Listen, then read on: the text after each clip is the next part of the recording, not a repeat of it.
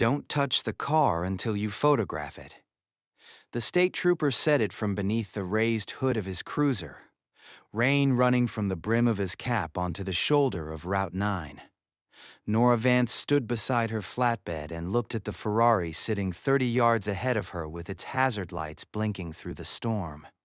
The driver's door was open. The key was still in the ignition.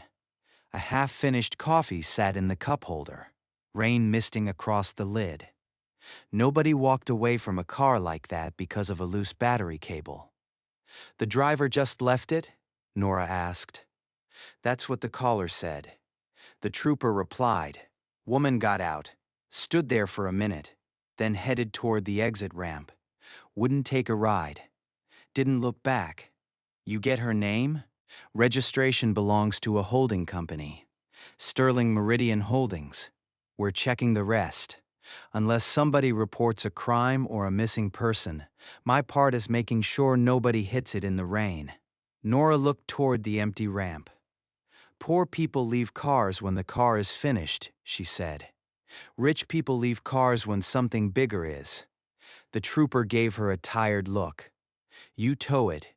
Inventory what's inside and keep it locked until the owner calls. That's all there is to it." It should have been. But less than an hour later, Nora would find a letter under the passenger seat. And before Friday, that letter would force her to choose between saving her own shop and becoming the sort of person who could profit from somebody else's silence. She clipped the chains to the Ferrari's front frame and began loading it onto the flatbed. Back at Vance Auto in tow, Nora did the inventory before she even let the Ferrari down from the truck. It was not curiosity. It was procedure. Her father had taught her to record every loose item in an abandoned vehicle before anyone could accuse a tow operator of taking something that had never been there. So she photographed the coffee cup, the leather folder in the glove box, the sunglasses in the console, and the untouched umbrella in the trunk. Then she checked beneath the seats. Under the passenger seat, caught beside a charging cable, her fingers found a folded sheet of heavy cream stationery. There was no envelope. The paper had been unfolded so often that the creases had turned soft. At the top were 2 words: "Dear Vivian." Nora did not read it right away. She called the Sterling Meridian number listed on the registration folder and reached a corporate asset services desk after 3 transfers. "I'm with Vance Auto in tow," she said. "I have a Ferrari from Route 9. There's a personal letter in the car. I need to make sure it goes directly to the driver. All personal items should be sealed and sent with the vehicle to our recovery office," the woman said, "who was driving it. I'm not authorized to release that information. I'm not asking for an address. I'm asking whether the driver is the person who left this letter." The woman paused. "The vehicle is assigned to Mrs. Camille Bertrand, but the item should still go through recovery. Can you put me through to her?" "No, Mrs. Bertrand does not take calls through this office." "Then tell her I found a letter addressed to Vivian." The woman's voice tightened. "Please seal the item and send it with the vehicle, Miss Vance. That is the process." Nora ended the call and stood in the quiet service bay with the letter in her hand. Maybe it was a private family matter. Maybe she should have sent it through the process and forgotten it. But the woman on the phone had sounded less concerned with returning a lost item than with getting it out of sight. Nora opened the first fold. She did not read it like a story. She looked for enough information to decide whether she was holding a private argument or evidence that somebody outside the Bertrand family needed protection. The first lines gave her the answer. "Vivian, I found wage reports in the warehouse division that do not match the logged overtime. The gaps are too regular to be mistakes." Nora stopped. Below that were words that turned the letter into something more serious than lost property. "Hours worked past informal targets are being moved, delayed, or not recorded. I asked one question in finance. The person I trusted told me not to ask another." Nora folded the paper shut. She did not need to read every word to know that somebody inside Sterling Meridian had found a pattern of workers losing pay. And she did not need to be a lawyer to know why the name of that company made her uneasy. Her friend Denise's husband, Ray Delgado, worked loading docks at a Sterling warehouse 40 minutes away. For 2 months, Denise had been saying Ray's overtime checks were wrong. Not dramatically wrong. Worse than that. Wrong in a quiet, repeatable way. 50 hours of work showing up as 43. Weekend shifts appearing as regular hours. Small losses that added up and always landed on the company's side. Nora locked the letter in the drawer beneath the register. Only then did she let herself notice the blinking yellow message light on the office phone. Mr. Griggs from the bank had called while she was en route 9. His message was careful and practiced. Miss Vance, this is a reminder that the account needs a minimum cure payment of $2,000 by end of business Friday. This does not clear the full balance. It prevents the loan from moving into default review.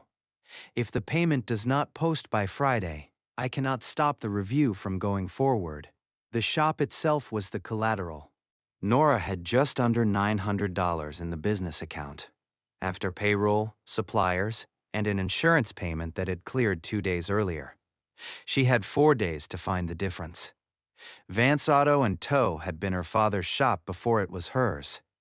He had opened it in 1988 with one lift, a rusted toolbox, and a hand-painted sign he nailed to the roadside himself. Nora had inherited the sign, the lift, 2 aging service bays, and the loan he had taken near the end of his life when the roof needed replacing and the old tow truck failed in the same winter. She had inherited the debt, too. At 41, Nora ran the place with Frank, the senior mechanic who had worked for her father before he worked for her, a younger technician named Luis, and a part-time receptionist who came in for the school rush. Most afternoons, Nora's 10-year-old daughter Mia did homework at the front counter, because after-school care cost more than Nora could justify while the shop was already open until 6. Mia arrived that afternoon with her backpack and stared through the service bay glass at the Ferrari. "Whose is that?" she asked. "Someone's."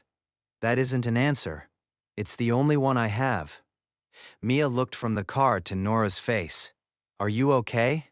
Nora glanced toward the locked drawer beneath the register. "I'm thinking. That means something bad. It means something expensive." The next morning, Nora called Denise and asked her to meet for coffee before school pickup. "How are Ray's checks?" Nora asked after they sat down. Denise stared at her for a second. "Why?" "I'm asking." "Then worse. He wrote down his actual hours last week. 51. His check said 42. He showed his supervisor. 2 days later, they moved him to overnight rotation starting Monday. No explanation. Did he complain again? He said he wanted to. Then he asked what happens if the company decides it doesn't need him anymore. We have rent. We have health insurance through his job. He knows exactly how much they can take from us without ever calling it punishment. Nora looked down at her coffee. If someone had proof it wasn't just Ray, she asked, would he want to know? Denise's expression shifted. What did you find? Nora did not answer yet. She had no right to place a problem this large in Ray's hands without knowing where it came from or whether the person who wrote the letter had already chosen what to do with it. But after coffee, the question followed her back to the shop. An hour later, a man named Reed Malloy called. He introduced himself as a local correspondent for a website that made money by turning private trouble into public entertainment. We heard about the Ferrari on Route 9, he said. Belongs to someone connected to the Bertrand family, right? Strange story. Rich woman walks away in the rain. I tow cars. I don't write stories about them. No, but sometimes the people who tow cars find stories. Someone mentioned there may have been personal material inside. We pay for documents. $2,500 for anything that proves there's more here than a bad night on the highway. Nora's hand tightened around the phone. $2,500.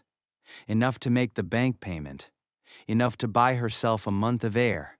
enough to keep the shop out of default review without asking Frank to wait on a paycheck or telling Mia why the office lights were dimmer than usual. "You have the wrong shop," Nora said. "Everybody says that first. Think about it. I'll call tomorrow." He hung up. Nora stood behind the counter, staring at the drawer under the register. The phone rang again 5 minutes later. This time it was Mr. Griggs. "I know you said Friday," Nora told him before he could begin. "I'm not calling to pressure you. I'm calling because I want you to understand the number clearly. 2,000 by 5 o'clock Friday stops the review. Without it, the review starts, and once it starts, I cannot promise the collateral stays untouched." Nora looked through the glass at Frank working under a pickup truck, his boots visible beneath the frame. She looked at Mia's backpack beside the counter. Then she looked at the drawer. "I understand," she said. That night, after Mia fell asleep on the couch with a book open on her chest, Nora took the letter home. She read the rest at the kitchen table, slowly and only once. Camille Bertrand had found compensation summaries inside Sterling's quarterly trust documents. The company projected one amount for warehouse overtime but recorded another. The discrepancy went back at least 14 months. A finance employee had told her, indirectly, that supervisors had been given unofficial ceilings for overtime totals. Work above those ceilings could be postponed to a later pay period, moved into a different category, or simply erased from the record. Camille had written that she did not know whether her husband Julian knew. "If he knew, I don't know what that makes our marriage. If he doesn't, I don't know what that says about the company his father built." At the end, the letter was signed with a single initial, C. Nora set it down and listened to the refrigerator cycle on in the quiet kitchen. Reed Malloy's offer was still saved in her call log. The money would solve the Friday problem. Nobody who read a gossip site would know Nora's bank balance. Nobody would know how close she had come to losing the shop. But Nora kept seeing Ray's missing hours. She kept hearing the corporate woman tell her to send the letter into a process that had already shown it could make inconvenient things disappear. Before she could change her mind, she called Sterling again.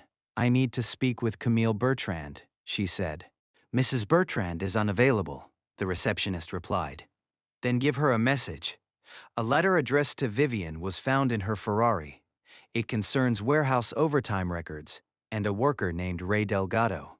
There was silence. Then, finally, "Please hold." Nora waited almost 4 minutes.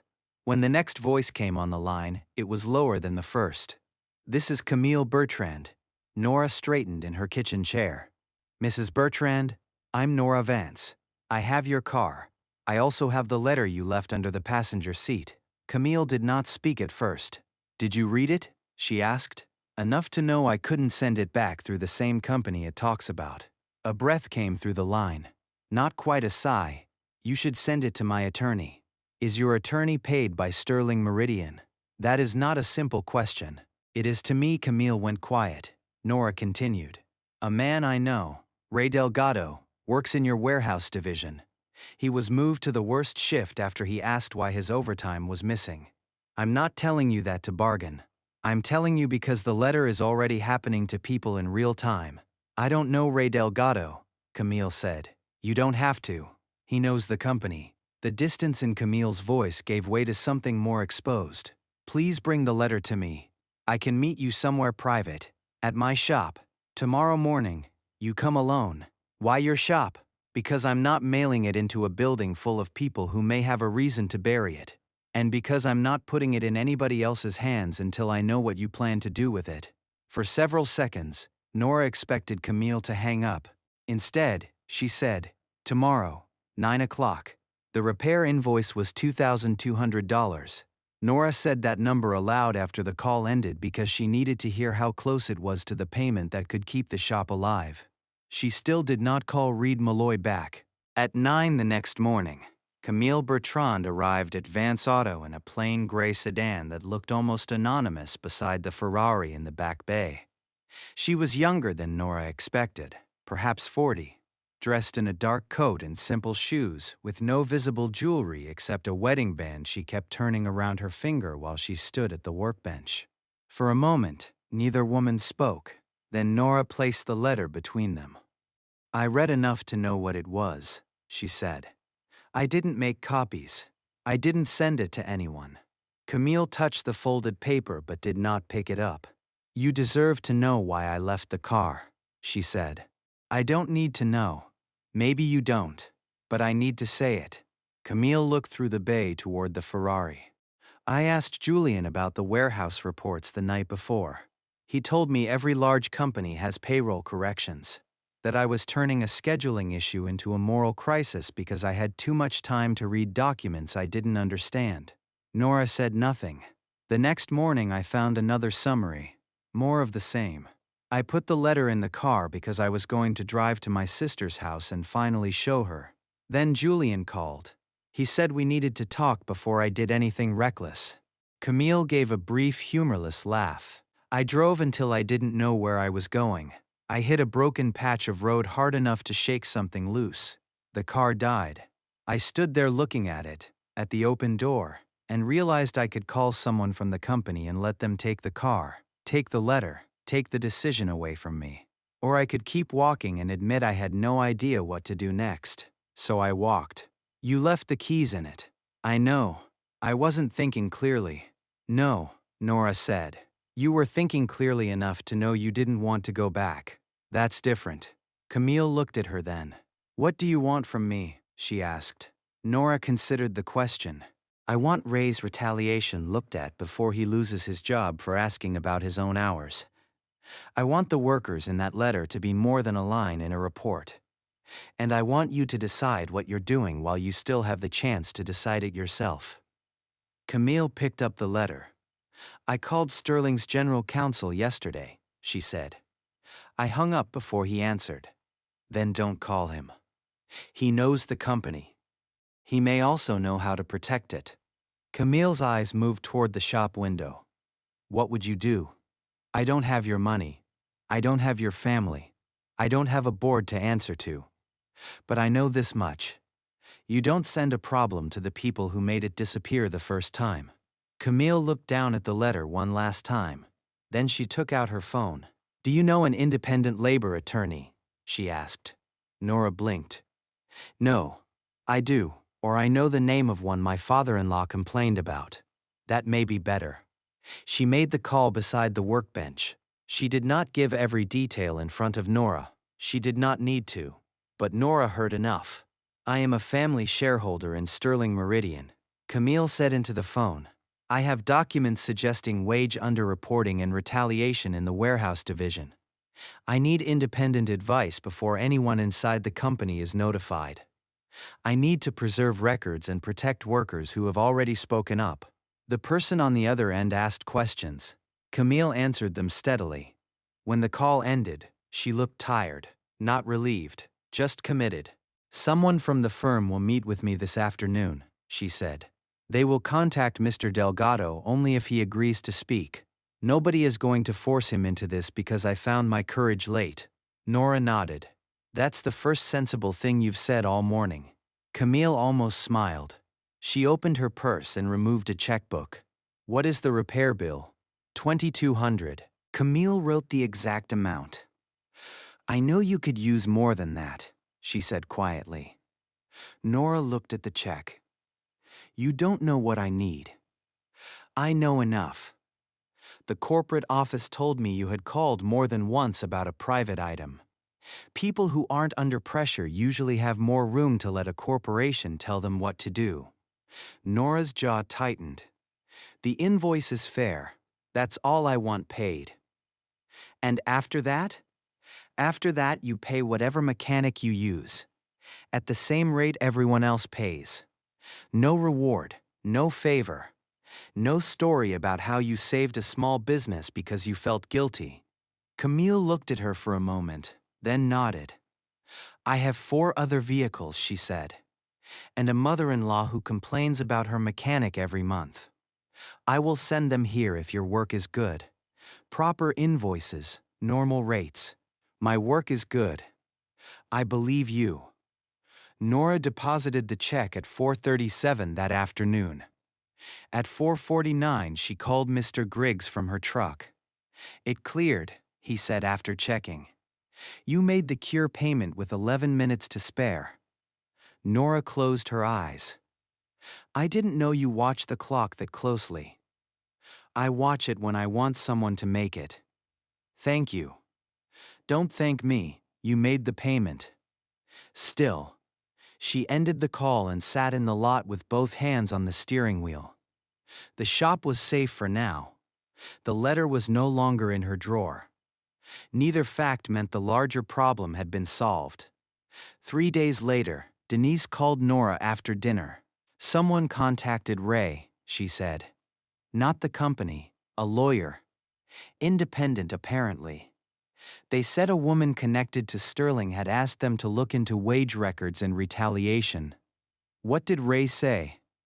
At first, nothing. He thought it was a trap.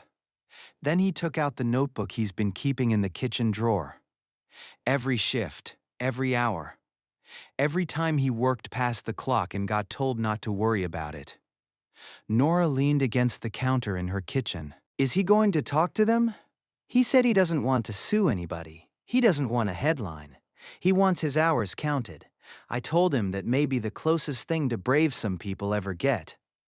Nora looked toward the couch where Mia was asleep beneath a blanket with a book open on her chest. Tell him he gets to decide how much of it he shares. I already did. The independent attorney met Ray in an office above a small accounting firm, not at Sterling and not at a courthouse. Ray brought his notebooks, his pay stubs, screenshots of texts from supervisors telling workers to finish a shift before clocking out, and a handwritten list of people who had complained about the same thing before going quiet. He did not ask for a lawsuit. He asked one question. Can anyone make them count the hours? The attorney told him the answer depended on what the records showed and what other workers were willing to confirm. By the end of the first week, 13 more workers had spoken to the firm. Some brought calendars, some brought photos of time cards. One had saved every weekly schedule in a folder on her phone, because she had learned years earlier not to trust a company system that could change without warning. One man had photographed the clock-out screen every night for 6 months. Another had a notebook filled with dates on which a supervisor told people to finish unloading trucks after their scheduled hours had already ended. A woman from shipping had written down every time she was moved off a preferred shift after asking about a missing weekend premium. None of it looked dramatic by itself. Together, it looked like a system built to make every worker feel alone. The attorney explained that no single worker had to carry the entire case. The records could speak to each other. That mattered to Ray more than he expected. He had spent 14 months believing that his missing hours were either his own mistake or his own bad luck. Seeing the same numbers in other people's handwriting changed something in him. The letter had made the problem visible. The workers' own records made it hard to bury. At Vance Auto, Nora tried to return to ordinary work. She changed brake pads, called suppliers, argued with an insurance adjuster about a dented cargo van, and explained to Mia why a shop could be safe for 1 week without being safe forever. The bank payment had stopped the review, but it had not magically removed the loan. Every repair that came through the door still mattered. Every invoice still had to be earned. On Thursday, a plain envelope arrived with a work order from a Bertrand family address. Not a gift card. Not a thank you note. A normal appointment for a scheduled service, billed at Nora's usual rate. It should not have meant much, but it did. It meant Camille had heard what Nora said about fairness. The shop would not be saved by a rich stranger's guilt. It would survive, if it survived, by work done properly and paid for properly. That same afternoon, Camille called from the independent attorney's office. The lawyers had asked whether she was prepared to let the review reach the board even if it exposed the family to public scrutiny. They want to know if I understand what happens if the records are real, Camille said. Do you? Nora asked. I understand I could lose my marriage. I could lose my place in the family.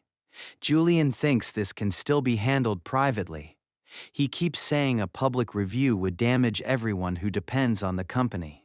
And what do you think? Camille was silent long enough that Nora could hear papers moving on the other end. I think the people whose hours were taken already paid the price for us handling things privately. Then you know what to do, Nora said. Then Sterling's internal human resources department moved. Ray received an email asking him to sign a form called a payroll correction acknowledgement. It said the company had discovered a routine scheduling discrepancy and would resolve it through a revised shift assignment. The form included a sentence confirming that he had no unresolved complaint about his hours. Ray read it twice, then brought it home to Denise. Denise called Nora. "It looks harmless if you don't know what it means," she said. "It says they'll fix something. But it also says he has no complaint." Did he sign it? No. He took a picture and sent it to the lawyer. The lawyer told Ray not to sign anything until the review was complete. The attorney sent Sterling a preservation notice that afternoon. Payroll records, scheduling changes, supervisor messages, and time clock data were required to remain intact. For the first time, the company could not reduce the issue to a misunderstanding and move everyone to a different shift. Camille called Nora that evening. "Julian knows now," she said. Nora was closing the shop, one hand on the light switch. "How did he find out?" "The board received a notice from the attorney. He was told before I got home." "What did he say?" Camille was quiet for several seconds. "He asked how I could do this to the company his father built." "And what did you say?" "I said I didn't build the problem. I just stopped pretending I couldn't see it." Nora looked at the dark service bays around her. Was that enough? It had to be. The next 2 weeks moved slowly, which made them feel longer. Camille did not call every day. When she did, she gave Nora short, practical updates. The independent firm had found overtime discrepancies across multiple warehouse shifts. The records did not prove that every executive knew. They did prove that supervisors had been pressured to keep labor totals below targets. They proved that workers who asked questions had been shuffled into worse schedules or isolated from better shifts. Sterling's internal public relations team wanted to call it a payroll variance under review. The independent attorney refused to let the wording erase the pattern. Camille took the findings to the board before the company could turn the issue into a quiet correction. The meeting lasted most of a morning. Nora learned about it afterward, not from gossip or leaked minutes, but from Camille's voice over the phone. One director had argued for a limited payroll adjustment, a statement about administrative failures, and private settlements for employees willing to accept them. It would have cost money, but not control. It would have allowed Sterling to call the whole thing a correction instead of admitting it was a pattern. The independent attorney laid the worker records beside the company's payroll summaries and asked the board a simple question. If the same shortage appeared across multiple shifts, in multiple months, after multiple workers had complained, what exactly were they correcting? Nobody answered quickly.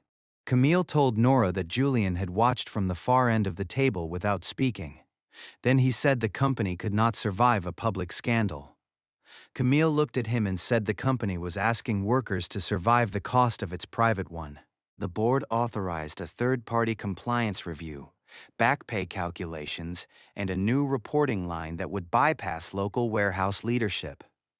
It was not a perfect victory. Nothing could give people back the months they spent wondering whether their own pay stubs were lying to them. But it was an institutional decision, written down where it could not be quietly reworded later. That was the point of no return. Nora did not attend that meeting. She did not want to. The story had never belonged to her. Her part had been to keep one letter from vanishing. But she understood the cost of a decision once it became visible. Camille would lose something, even if she did the right thing. Maybe a marriage. Maybe the trust of people who had preferred her quiet. Maybe the easy version of her own life. That did not make the decision wrong. It only made it real. Reed Malloy called again the week the compliance filing became public. His voice had changed. It was more careful now. "There are rumors that a local mechanic was involved in the Sterling Meridian disclosure," he said. "Would you like to comment?" "No. You could tell your side. My side is that I fixed a car. Come on. Everyone knows there was more to it." Nora looked at a customer waiting for an oil change estimate, then at Mia's drawing taped beside the register. "People can know whatever they want," she said. "I don't need a better story than the one I can live with." She hung up. 6 weeks after the Ferrari had sat on the shoulder of Route 9, Sterling Meridian filed a formal disclosure regarding underreported overtime in its warehouse division. The filing did not name Nora. It did not name Camille. It did not mention a letter under a passenger seat or a tow truck in the rain. It named the problem. An outside review found that hours had been misclassified or delayed across multiple shifts. Corrective payments were issued. The workers affected received back overtime. The warehouse management structure changed. Julian Bertrand stepped away from active oversight of the subsidiary while the review continued. There was no public spectacle. There was no scene in which he stood before the workers and admitted every failure. There was only a corporate filing, a board decision, a quiet departure, and the fact that people whose hours had been taken finally saw numbers on a check that matched the time they had already given. Ray's check arrived on a Thursday. Denise called Nora while Ray was still staring at it. 14 months, she said. They paid 14 months of missing overtime. And his day shift is back. They called the schedule change an administrative error. That sounds like a company trying very hard not to use the word retaliation. It does. Is he okay? Denise was quiet for a moment. He's not celebrating. Not exactly. He keeps saying it shouldn't have taken this much for somebody to count hours correctly. He's right. But he also said thank you. He doesn't know the whole thing. I didn't tell him. You don't have to. I know. I just wanted you to hear it anyway. By spring, Vance Auto had picked up steady work from the Bertrand family and a few of Camille's referrals. Not favors, not inflated checks. Ordinary maintenance, ordinary repairs. Invoices paid at Nora's regular rate. That was more useful than a dramatic reward would have been. A shop did not survive on miracles. It survived on good work arriving often enough to keep the bays full. One evening, Mia was dusting the front counter when she found the framed photograph of Nora's father standing outside the first version of Vance Auto. He was younger in the picture than Nora remembered him ever being, smiling beside a hand-painted sign and a lift that looked too small for the work ahead of him. "Denise's daughter said you're famous now," Mia said. "That's unfortunate. She said you found a secret letter in a Ferrari and took down a whole company." Nora laughed once. "I did not take down a whole company. Did you find the letter?" "Yes." "And did it help people?" "Eventually." Mia looked at the photograph again. What would Grandpa have said about it? Nora reached over and straightened the frame. He would have said what he always said. Fix what's actually broken. Don't get distracted by what it looks like from outside. Mia considered that. Even if fixing it costs you something. Nora thought about the bank deadline, the locked drawer, Reed Malloy's offer, the weight of the letter in her hand, the fear in Camille's voice. "Especially then," she said. "That's usually when it matters."